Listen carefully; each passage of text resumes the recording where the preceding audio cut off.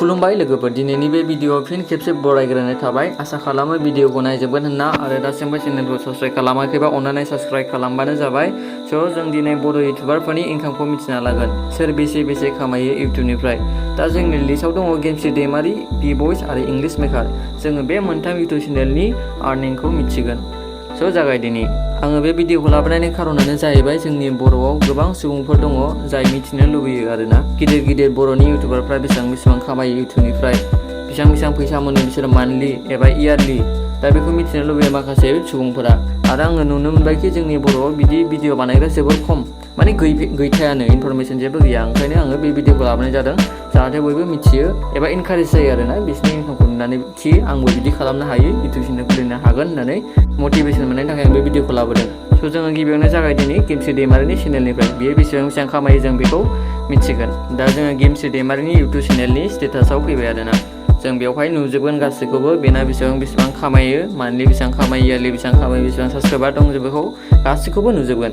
दा नोंसोरो बेखौ नोंसिनि फनाव नायनोबा नायनो हागोन, मोनसे वेबसाइटआव थांनानै। बे वेबसाइटनि मुङानो जाहैबाय ससियेल ब्लेड। नोंसोरो बेखौ गुगोलाव सार्च खालामनानै नायनो हागोन आरो गेमस्रि दैमारि इउटुब चेनेल स्टेटास होननानै सार्च खालामबानो जाबाय, बियो ओंखारबोगोन। दानिया जों मिथिना लानो गेमस्रि दैमारिया बेसेबां खामायो। दा गेमस्रि दैमारिनियाव बेसेबां साबस्क्राइबार दंनो, 419K साबस्क्राइबार दङ। थारमानि 4,19,000 साबस्क्राइबार दं आरो गेमस्रि दैमारिनि इउटुब चेनेलाव। आरो बियो दासिम बेसेबां भिडिअ आपल'ड खालामखांखोनो इउटुबाव 1378। होमबा बियो 1000निबो बारा भिडिअ आपल'ड खालामखांबाय आरो। दानिया बियो बेवहाय टटेल बेसेबां भिउ मोनदों, 10 करोड़निबो बारा भिउस मोनबायनो। जोङो बेनि मान्थलि इनकामखौ नायोबा बेसेबां नुनो मोनदों बावहाय 192 to 3.1K डलारनो।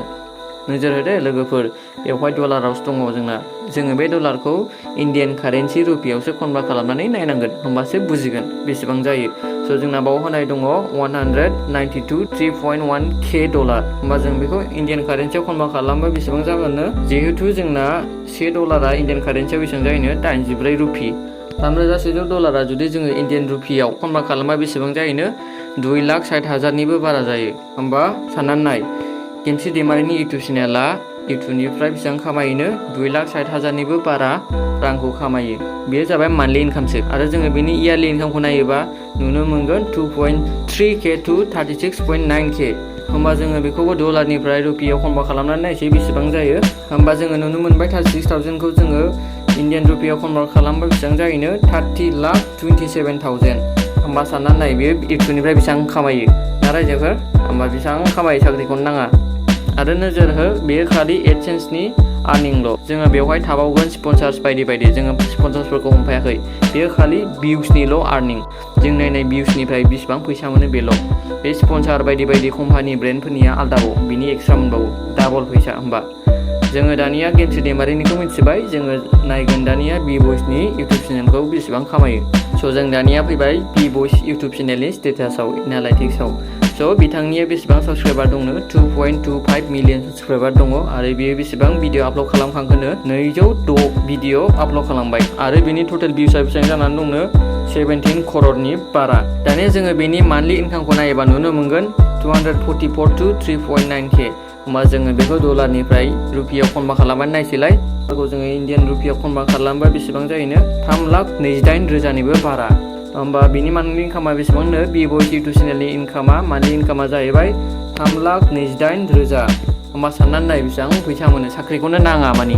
आरो बियो मास मोनसेनिल' इनकाम। दानिया जोङो बिनि बोसोरनि इनकामखौ नायोबा नुनो मोनगोन 2.9K to 46.9K नो।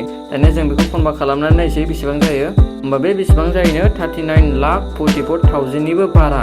आरो आङो बेवहाय बुंखानाय जादों, बियो खालि एडसेन्सनि रेभिनिउल', माने डाइरेक्ट भिउसनिफ्रायल' खामायनाय। बिनि सायाव जोंनाबो गोबां ब्रेन्डनि थागोन एबा स्पन्सारफोर थाबावगोन। दा जोङो बेखौ मिथिला, जोङो बेसेबां मोनो बे गावसिनि खोथा। जोङो नुनो मोनबाय बि बयसनि इउटुब चेनेला बेसेबां खामायो। दानिया जोङो लास्टआव इंलिश मेकारनि इउटुब चेनेलखौ नायगोन, बियो बेसेबां खामायो। दानिया जोङो इंलिश मेकारनिखौ नायसिगोन। दा जोङो नुनो मोनदों इंलिश मेकारनिया बेसेबां साबस्क्राइबार दंनो, 675,000। होमबा बेना टटेल भिउसआ बेसेबां दंनो, 49.1 मिलियन भिउस। आरो गासै भिडिअआ बेसेबां आपल'ड खालामखांखोनो, 260 भिडिअस बियो आपल'ड खालामखांबाय। होमबा बिथांनि मान्थलि इनकामानो जाहैबाय $585 to 3K। होमबा साननानै नायदो, जोंहा बेखौ जोङो इण्डियान कारेन्सियाव कनभार्ट खालामनानै नायोबा बेसेबां मोनगोन, 3K खौ 2,52,000। दानिया जोङो बेनि इयारलि इनकामखौ नायोबा नुनो मोनबावगोन बेवहाय नुनो मोनो जोङो 7.1k to 30k दानिया जोङो बे 30k US डलारखौ इन्डियान कारेन्सियाव कनभार्ट खालामना नायसै बेसेबां जायो स' जों नुनो मोनबाय 30,000 US डलारा इन्डियान कारेन्सियाव कनभार्ट खालामोबा 25 लाखनिबो बारा जायो।